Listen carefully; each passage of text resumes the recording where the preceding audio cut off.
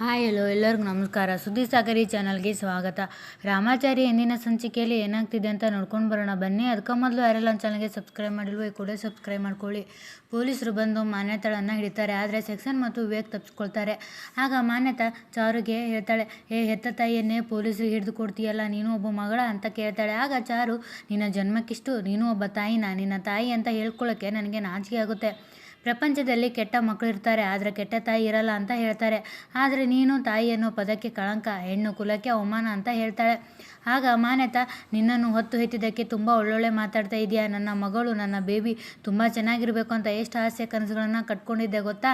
ನೀನು ಸುಖದ ಸಂಪತ್ತಿನಲ್ಲಿ ತೇಲ್ಬೇಕು, ಯಾವಾಗಲೂ ನೀನು ಚೆನ್ನಾಗಿರಬೇಕು ಅಂತ ನಾನು ಏನೇನೆಲ್ಲ ಮಾಡಿದೆ, ಆದರೆ ನೀನು ಅಂತ ಹೇಳ್ತಾಳೆ. ಆಗ ಚಾರು, ನೀನು ಏನು ಮಾಡಿದೆ, ಪ್ರಪಂಚದಲ್ಲಿ ಯಾವ ತಾಯಿನೂ ಮಕ್ಕಳಿಗೆ ಮಾಡದೇ ಇರೋ ಅನ್ಯಾಯನ ನೀನು ನನಗೆ ಮಾಡಿದೆ.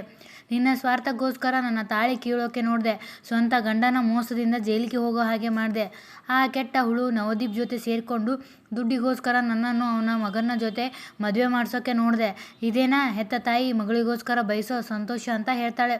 ಆಗ ಮಾನ್ಯತಾ, ನಾನು ಇಷ್ಟೆಲ್ಲ ಮಾಡಿದ್ದು ನಿನ್ನ ಖುಷಿಯಾಗಿರಬೇಕು ಅನ್ನುವ ಉದ್ದೇಶದಿಂದ, ಗತಿ ಇಲ್ದಿರುವ ದರಿದ್ರ ರಾಮಾಚಾರಿನ ಕಟ್ಕೊಂಡು ಆ ಮನೆಯಲ್ಲಿ ಕಷ್ಟಪಡಬಾರ್ದು ಅಂತ. ನನಗಿಂತ ಅತ್ತೇನೆ ಜಾಸ್ತಿ ಆದ್ಲಲ್ಲ ನಿನಗೆ, ಅವಳ ಪ್ರಾಣ ಉಳಿಸೋದಕ್ಕೆ ನಿನ್ನ ಪ್ರಾಣ ಕೊಡೋದಕ್ಕೂ ನೀನು ರೆಡಿಯಾಗಿದ್ದೀಯಲ್ವಾ ಅಂತ ಹೇಳ್ತಾಳೆ. ಆಗ ಚಾರು, ನಮ್ಮ ಅತ್ತೆ ಬಗ್ಗೆ ಮಾತಾಡೋ ಯೋಗ್ಯತೆಯೂ ನಿನಗಿಲ್ಲ. ನಾನು ಆ ಮನೆಗೆ ಸೊಸೆಯಾಗಿ ಕಾಲಿಟ್ಟಾಗಿನಿಂದ ನಿಜವಾದ ತಾಯಿ ಪ್ರೀತಿನ ಅನುಭವಿಸ್ತಾ ಇದ್ದೀನಿ. ಅವರು ನನಗೆ ತಾಯಿ ಪ್ರೀತಿ ಕೊಟ್ಟಿದ್ದಾರೆ, ಒಳ್ಳೆಯ ಸಂಸ್ಕಾರ ಕೊಟ್ಟಿದ್ದಾರೆ, ಒಂದು ಹೆಣ್ಣು ಅಂದರೆ ಹೇಗಿರಬೇಕು ಅನ್ನೋದನ್ನು ಕಲಿಸಿದ್ದಾರೆ. ನಾನು ಒಬ್ಬಳು ಹೆಣ್ಣಾಗಿರಲಿ, ಅಟ್ಲೀಸ್ಟ್ ನೀನು ನನ್ನನ್ನು ಒಬ್ಬ ಮನುಷ್ಯಳಾಗಿದ್ದರೂ ಬೆಳೆಸಲಿಲ್ಲ. ಆದರೆ ನನ್ನ ಗಂಡ, ನನ್ನ ಅತ್ತೆ ಮಾವ ಅದನ್ನೆಲ್ಲ ನನಗೆ ಕೊಟ್ಟು ನನ್ನ ಜೀವನನ ಸಾರ್ಥಕ ಮಾಡಿದ್ದಾರೆ. ನಾನು ಆ ಮನೆಯಲ್ಲಿ ತುಂಬ ಸಂತೋಷವಾಗಿದ್ದೀನಿ. ಸಂತೋಷ ಅನ್ನೋದು ಈ ಹಣ ಆಸ್ತಿಯಲ್ಲಿ ಇಲ್ಲ ಅನ್ನೋದು ನಿನಗೆ ಇನ್ನು ಮುಂದೆ ಆದರೂ ಅರ್ಥ ಆಗುತ್ತೆ ಅಂತ ಹೇಳ್ತಾಳೆ. ಆಗ ಮಾನ್ಯತಾ, ನೀವೆಲ್ಲ ಸೇರಿ ನನಗೆ ಜೈಲಿಗೆ ಕಳಿಸ್ತಾ ಇದ್ದೀರಾ ಅಂತ ನಾನು ಖುಷಿ ಪಡಬೇಡಿ.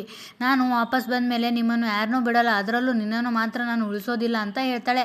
ಆಗ ಇನ್ಸ್ಪೆಕ್ಟರ್, ಜೈಲಿಂದ ಹೊರಗೆ ಬರೋದು ನೀನಲ್ಲ, ಯಾವ ತಪ್ಪು ಮಾಡದೆ ಶಿಕ್ಷೆ ಅನುಭವಿಸ್ತಾ ಇದ್ದಾರಲ್ಲ ಜಯಶಂಕರ್ ಅವರು, ಈಗ ನೀನು ಏನು ಮಾತಾಡದೆ ನಡೀತಾ ಇರು ಅಂತ ಹೇಳ್ತಾರೆ. ಆಗ ಚಾರು, ನೋಡು, ಇಷ್ಟಾದರೂ ನೀನು ಬುದ್ಧಿ ಕಲಿತಿಲ್ಲ ಅಂದರೆ ಆ ದೇವರು ಕೂಡ ನಿನ್ನನ್ನು ಕ್ಷಮಿಸೋದಿಲ್ಲ.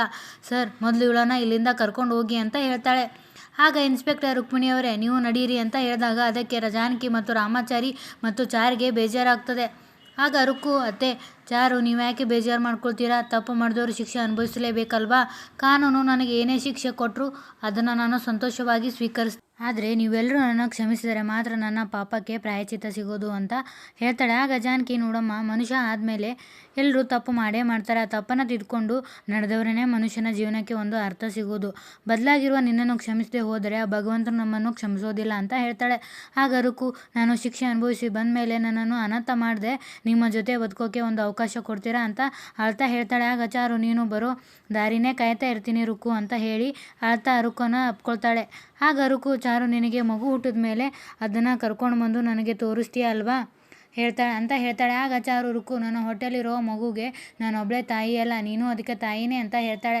ಆಗ ರುಕ್ಕು, ಚಾರು, ಒಂದು ವೇಳೆ ನಿನಗೆ ಗಂಡು ಮಗು ಹುಟ್ಟಿದರೆ ಕೃಷ್ಣ ಅಂತ ಹೆಸರು ಇಡ್ತೀಯಾ, ನನ್ನ ಕೃಷ್ಣ ನಿನ್ನ ಹೊಟ್ಟೆಯಲ್ಲಿ ಹುಟ್ಟಿ ಬರ್ತಾನೆ ಅನ್ನೋ ನಂಬಿಕೆ ನನಗೆ ಇದೆ ಚಾರು ಅಂತ ಹೇಳ್ತಾಳೆ. ಆಗ ರಾಮಾಚಾರಿ, ನಮ್ಗಳ ಇಚ್ಛೆನೇ ಅದೇ ರುಕ್ಕು, ನಮ್ಮ ತಮ್ಮ ನಮ್ಮೆಲ್ಲರ ಆಸೆನೂ ಈಡೇರಿಸ್ತಾನೆ ಅನ್ನೋ ಭರವಸೆ ನನಗೆ ಇದೆ. ಒಂದು ವೇಳೆ ಹೆಣ್ಣು ಮಗು ಹುಟ್ಟಿದ್ರೆ ಕೃಷ್ಣವೇಣಿ ಅಂತ ಹೆಸರಿಡ್ತೀನಿ ಅಂತ ಹೇಳ್ತಾನೆ. ಆಗ ರುಕ್ಕು ಅಳ್ತಾ ಎಲ್ರಿಗೂ ಕೈ ಮುಗಿತಾಳೆ. ಆಗ ಇನ್ಸ್ಪೆಕ್ಟರ್ ಪೊಲೀಸರಿಗೆ ಇಬ್ಬರನ್ನು ಕರ್ಕೊಂಡು ನಡೀರಿ ಅಂತ ಹೇಳ್ತಾರೆ.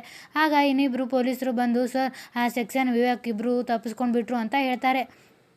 ಆಗ ಎಲ್ರಿಗೂ ಗಾಬರಿಯಿಂದ ನೋಡ್ತಾರೆ. ಆಗ ಇನ್ಸ್ಪೆಕ್ಟರ್, ರಾಮಾಚಾರಿ ಮತ್ತು ಚಾರು ಅವರೆಲ್ಲೇ ಇದ್ದರೂ ನಾವು ಅವರನ್ನು ಆದಷ್ಟು ಬೇಗ ಅರೆಸ್ಟ್ ಮಾಡ್ತೀವಿ, ಆದರೆ ಅವರು ಸಿಗೋವರೆಗೂ ನೀವಿಬ್ಬರು ಹುಷಾರಾಗಿರಿ ಅಂತ ಪೊಲೀಸರಿಗೆ ಅವರಿಬ್ಬರನ್ನು ಕರ್ಕೊಂಡು ಬನ್ನಿ ಅಂತ ಹೇಳಿ ಅಲ್ಲಿಂದ ಹೋಗ್ತಾರೆ. ಆಗ ಪೊಲೀಸರು ರುಕ್ಕು ಮತ್ತು ಮಾನ್ಯತಾಳನ್ನು ಕರ್ಕೊಂಡು ಹೋಗ್ತಾರೆ. ಆಗ ಎಲ್ಲರೂ ಮನೆಗೆ ಬಂದು ಕುಳಿತುಕೊಂಡಾಗ ಜಾನಕಿ, ಸದ್ಯ ನಮ್ಮನ್ನು ಕಾಡ್ತಾ ಇದ್ದ ದೊಡ್ಡ ಆಪತ್ತು ಈಗ ಮುಗಿತಪ್ಪ, ಏನಾಗ್ಬಿಡ್ತು ಅಂತ ಭಯ ಆಗ್ತಾ ಇತ್ತು, ಆ ದೇವ್ರ ದಯದಿಂದ ಎಲ್ಲ ಒಳ್ಳೆಯದೇ ಆಯಿತು ಕಣೋ ಅಂತ ಹೇಳ್ತಾಳೆ. ಆಗ ರಾಮಾಚಾರಿ, ಆ ದೇವರು ಒಳ್ಳೆಯವರಿಗೆ ತುಂಬ ಕಷ್ಟ ಬರ್ತಾ ಅಂತ ಇದ್ರೂ ಕೊನೆಗಾಲದಲ್ಲಿ ಕೈ ಹಿಡ್ತಾನೆ ಅಂತ ಇವತ್ತು ಮತ್ತೆ ಪ್ರೂವ್ ಆಗೋಯ್ತು ಅಂತ ಹೇಳ್ತಾನೆ. ಆಗ ಚಾರು, ಹೌದು ರಾಮಾಚಾರಿ, ನಾವು ಯಾರಿಗಾದರೂ ಒಳ್ಳೆಯದು ಮಾಡಿದರೆ ಅದರಿಂದ ನಮಗೂ ಒಳ್ಳೆಯದೇ ಆಗುತ್ತೆ ಅಂತ ಇವತ್ತು ರಾಘು ಝಾನ್ಸಿ ಬಂದಿದ್ದೇ ಸಾಕ್ಷಿ ಅಂತ ಹೇಳ್ತಾಳೆ. ಆಗ ಮುರಾರಿ, ಆದರೂ ನಮ್ಮ ರುಕ್ಕು ಬದಲಾಗಿದ್ದಾಳೆ ಅಂತ ನಂಬೋಕೆ ಆಗ್ತಿಲ್ಲ ರಾಮಾಚಾರಿ ಅಂತ ಹೇಳ್ತಾನೆ. ಆಗ ಜಾನಕಿ, ಈ ಬದಲಾವಣೆ ಮೊದಲೇ ಆಗಿದ್ರೆ ನಾವೆಲ್ಲ ಎಷ್ಟು ಸಂತೋಷವಾಗಿ ಇರ್ಬೋದಾಗಿತ್ತು. ಅವಳು ಒಂದು ತಪ್ಪು ತಿಳುವಳಿಕೆಯಿಂದ ಇಷ್ಟೆಲ್ಲ ಕಷ್ಟ ಅನುಭವಿಸಬೇಕಾಗಿತ್ತು. ಜೊತೆಗೆ ಅವಳ ಜೀವನನೂ ಹಾಳು ಮಾಡ್ಕೊಂಡ್ಲು ಅಂತ ಹೇಳ್ತಾಳೆ.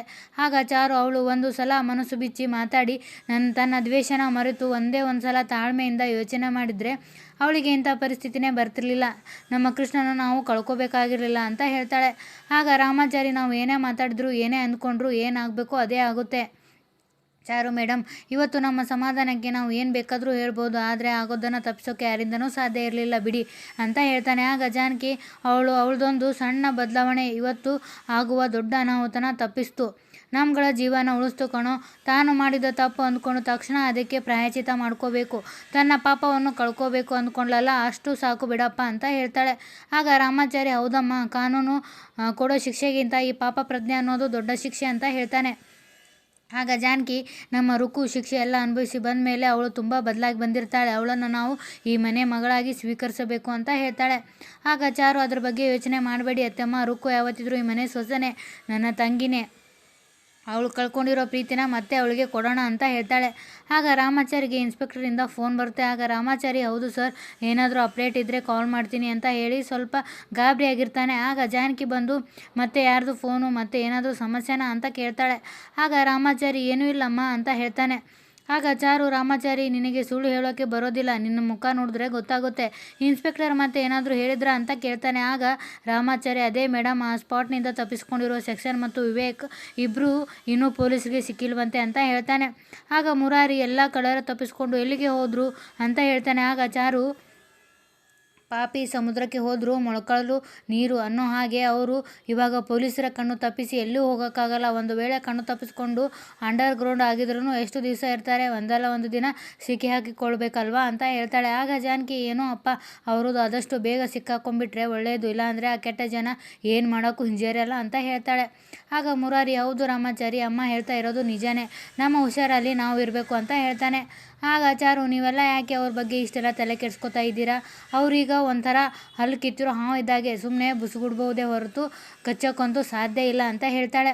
ಆಗ ರಾಮಾಚಾರಿ, ಕರೆಕ್ಟ್ ಮೇಡಮ್, ಹಾಗೆ ಅಂತ ನಾವು ಇದನ್ನು ನೆಗ್ಲೆಕ್ಟ್ ಮಾಡೋಕ್ಕೂ ಆಗಲ್ಲ, ಹಲ್ಲು ಕಿತ್ತಿದ್ರು ಹೆಡೆ ಎತ್ತಿ ಹೆದರಿಸೋ ಪ್ರಯತ್ನ ಅಂತೂ ಮಾಡುತ್ತೆ ಅಲ್ವಾ ಅಂತ ಹೇಳ್ತಾನೆ. ಆಗ ಚಾರು, ಅದಕ್ಕೆ ಪೊಲೀಸರು ಬಿಡಬೇಕಲ್ವಾ ರಾಮಾಚಾರಿ, ಅವ್ರದ್ದು ಮುಗಿದು ಹೋದ ಕತೆ, ಅದರ ಬಗ್ಗೆ ಯೋಚನೆ ಮಾಡೋದು ಬೇಡ, ನೋಡಿ ಧೈರ್ಯವಾಗಿರಿ, ಈ ಥರ ಏನೂ ಆಗಲ್ಲ ಅಂತ ಹೇಳ್ತಾಳೆ.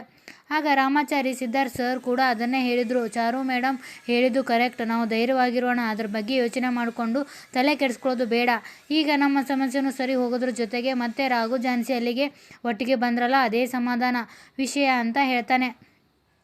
ಆಗ ಜಾನಕಿ, ಆ ದೇವರು ಒಂದು ಕೆಟ್ಟದ್ದು ಮಾಡಿ ನೋವು ಕೊಟ್ಟರು ಇನ್ನೊಂದು ಒಳ್ಳೆಯದು ಮಾಡಿ ಸಂತೋಷ ಕೊಡ್ತಾನೆ ಅಲ್ವಾ ಅಂತ ಹೇಳ್ತಾಳೆ. ಆಗ ಚಾರು, ಕಷ್ಟದ ಮಳೆ ಬಿದ್ದರೂ ಒಡನಾಟದ ಹೂವು ಅಳುತ್ತಂತೆ, ಆ ಮಾತು ಸತ್ಯ ಆಯಿತು ನೋಡಿ ಅಂತ ಹೇಳ್ತಾಳೆ. ಆಗ ರಾಮಾಚಾರಿ, ಒಟ್ಟಿನಲ್ಲಿ ಅವರ ಜೀವನದಲ್ಲಿ ಇನ್ಮುಂದೆ ಯಾವ ಸಮಸ್ಯೆನೂ ಬರದೆ ಅವರ ಸುಖವಾಗಿದ್ದರೆ ಅಷ್ಟೇ ಸಾಕು ಅಂತ ದೇವರಿಗೆ ಕೈ ಮುಗಿತಾರೆ. ಇಲ್ಲಿಗೆ ಈ ಸಂಚಿಕೆ ಮುಕ್ತಾಯ ಆಗ್ತದೆ. ಈ ಸಂಚಿಕೆ ನಿಮಗೆ ಇಷ್ಟ ಆದರೆ ದಯವಿಟ್ಟು ಒಂದು ಲೈಕ್ ಕೊಡಿ. ಧನ್ಯವಾದಗಳು.